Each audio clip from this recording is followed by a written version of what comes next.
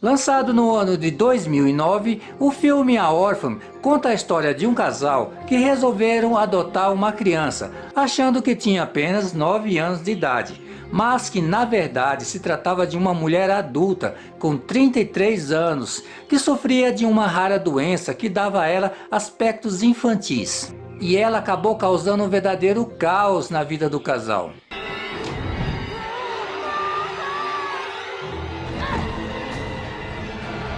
O filme teve uma boa bilheteria e também teve críticas mistas. Muitas pessoas achavam uma história um pouco absurda demais, mesmo se tratando de um filme.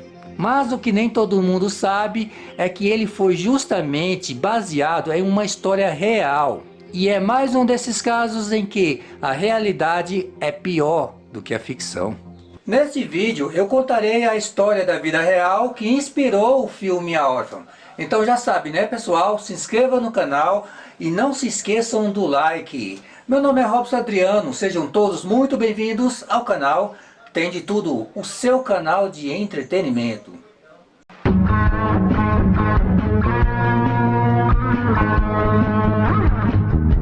No ano de 2007, uma história surpreendente tomou conta dos noticiários sobre uma mulher chamada Bárbara Skarlova, na República Tcheca. Bárbara Skarlova tinha um passado muito turbulento.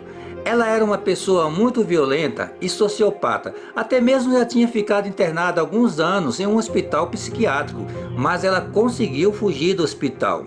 Ela até mesmo fazia parte de uma seita chamada Movimento Graal, que pregava algumas coisas absurdas, como por exemplo incesto e tortura. Bárbara entrou na vida de duas irmãs chamadas Clara e Catherine Maworova, onde passou a conviver com as duas, também com os dois filhos da Clara, Ondrej e Jacob. As irmãs também tinham alguns distúrbios psicológicos, principalmente a Clara, que teve um passado muito difícil envolvendo muitas brigas familiares.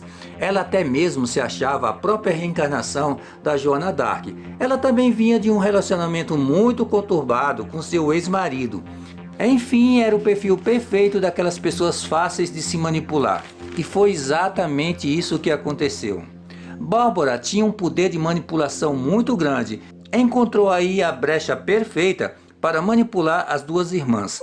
Até mesmo convenceu as duas a pertencer à seita que ela fazia parte. Para piorar, a Bárbara começou a sentir ciúmes e a se incomodar com a presença dos dois filhos da Clara. É a partir daí que ia começar um verdadeiro pesadelo na vida dessas duas crianças. A Bárbara começou a manipular a cabeça das duas irmãs contra as crianças, dizendo que elas não estavam se comportando muito bem.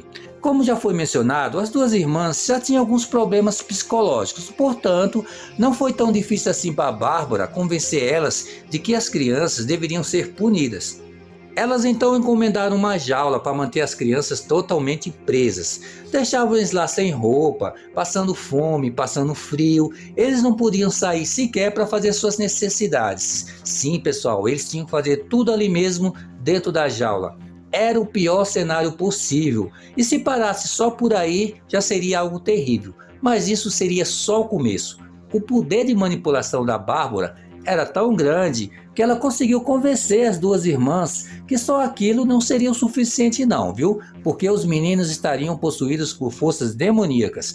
Foi aí então que começou as torturas físicas, que envolvia choques, afogamentos, queimaduras. Elas chegavam ao ponto de cortar pedaços da pele das crianças, coletavam sangue deles, chegavam até mesmo a praticar canibalismo. Tudo isso sem nenhum pingo de remorso, nem mesmo por parte da própria mãe, a Clara. Como eu já mencionei, a Bárbara tinha convencido as duas irmãs a fazer parte da mesma seita religiosa que ela fazia, o Movimento Graal. E as confraternizações dessa seita eram feitas lá mesmo na casa das duas irmãs. E elas chegavam ao ponto, pasmem, de tirar sangue das crianças, simplesmente misturavam com o vinho, colocavam na taça e servia aos convidados. E apesar de ter um fluxo muito grande de entrada e saída das pessoas, justamente por causa dessas confraternizações, ninguém sabia realmente o que estava acontecendo. Sempre que alguém questionava elas sobre as crianças, elas respondiam que elas estavam com o pai. E para ter mais controle ainda sobre elas, as duas irmãs então resolveram comprar uma câmera para poder ficar monitorando as crianças 24 horas por dia. Mas, por uma grande ironia, seria justamente isso que iria salvar a vida dessas crianças. A câmera que elas compraram é uma daquelas câmeras usada para monitorar bebês, o que chamam de babá eletrônica. O que elas não contavam é que o vizinho delas tinha uma igual. Então, por sorte ou mesmo um grande milagre, dependendo do que você acredita, começou a acontecer uma espécie de interferência de imagens. Ou seja, todas as imagens das crianças na jaula, passando por todo aquele tipo de tortura e tudo mais, começou a ser transmitida, olha só, para o monitor do vizinho. Só que, lógico, o vizinho, de imediato, ficou sem entender o que estava acontecendo. Demorou ainda alguns dias para finalmente ele entender tudo. Mas quando a ficha dele finalmente caiu, foi aí que a polícia foi acionada. Então, no dia 10 de maio de 2007, a polícia finalmente invade a casa. Houve uma certa resistência por parte das duas irmãs. Muita confusão, muita gritaria, mas a polícia invadiu a casa assim mesmo e prendeu as duas. Quando eles entraram no porão, que é onde ficava a jaula com as duas crianças, eles ficaram simplesmente horrorizados com aquilo que viram. Mesmo eles sendo policiais, acostumados a conviver todo dia com a violência, era muito difícil se deparar com uma cena daquela, ainda mais envolvendo crianças, né? Os meninos estavam muito machucados, estavam completamente nus e também muito desnutridos, sem contar com um mau cheiro que era simplesmente insuportável. E adivinha quem estava lá junto com as crianças? Ela, a mentora de tudo isso, a Bárbara. Só que tem um detalhe, a Bárbara se fez passar por criança para enganar os policiais, como se ela também fosse uma vítima daquilo tudo. Lembra lá na introdução do vídeo, quando eu falei que ela sofria de uma doença rara que dava a ela aspectos infantis? O nome dessa doença é hipopituitarismo, que é uma doença hormonal muito rara, que faz com que a pessoa não se desenvolva direito, tanto na questão da aparência quanto também na altura.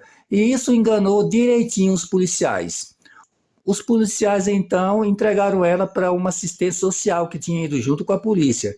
Mas é lógico, ela não é boba, né? Então aproveitou toda essa confusão e simplesmente, fugiu. Ela conseguiu fugir para a Noruega. E chegando lá na Noruega, olha só, ela resolveu raspar a cabeça para ficar o máximo possível parecido com o menino. Assumiu o nome de Adam e se dizia ter apenas 13 anos de idade. E mais uma vez ela conseguiu enganar muita gente. De uma maneira que não ficou muito bem explicado, ela até foi adotada por um casal, lógico, achando que se tratava de um menino de 13 anos de idade. Frequentava a escola e tudo mais. Mas um belo dia, ela simplesmente desapareceu. E é lógico que o casal que tinha adotado acionou as autoridades norueguesas. A polícia então começa a procurar e finalmente encontrou ela. Foi aí que toda a verdade veio à tona. As peças finalmente começaram a se encaixar. Ah, agora eu entendi! Agora todas as peças se encaixaram! Lógico que para surpresa do casal, né? Então as autoridades norueguesas mandaram ela de volta para a República Tcheca para ser julgada. Esse caso teve uma repercussão gigantesca na República Tcheca.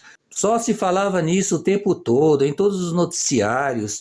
Também causou uma comoção social muito grande. Afinal de contas, se tratava de maus tratos à criança. No dia do julgamento até houve um princípio de tumulto. As duas irmãs quase foram agredidas. A partir daí, o julgamento teve que ser a portas fechadas. Lógico, as duas irmãs botaram toda a culpa na Bárbara. A Clara, mãe dos meninos, recebeu 9 anos de detenção, enquanto que a Catarina, que era a tia, recebeu 10 anos. Ao que tudo indica, a tia é quem era mais presente na tortura dos dois meninos. Já a Bárbara, mentora de tudo isso, recebeu apenas 5 anos de cadeia e também tem que fazer tratamentos psiquiátricos. Ao que tudo indica, a justiça norueguesa não é muito diferente assim da justiça brasileira, não é mesmo? Atualmente, a Bárbara ela já está em liberdade, só que ela simplesmente sumiu, ninguém sabe do paradeiro dela. Deve estar por aí aplicando mais um golpe em uma outra família. Que história mais sinistra, hein? Daria um ótimo roteiro para um filme, não é mesmo? E foi.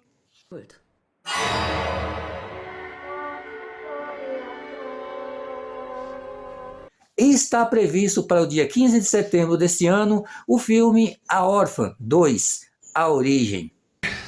Hello, Mommy. Thank you, Mommy. I know, Mommy.